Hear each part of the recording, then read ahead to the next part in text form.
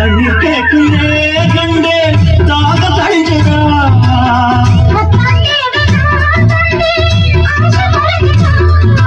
பட்டி கிடக்குது ஓரளவு இதில் வெட்டி எடுத்தது ஓரளவு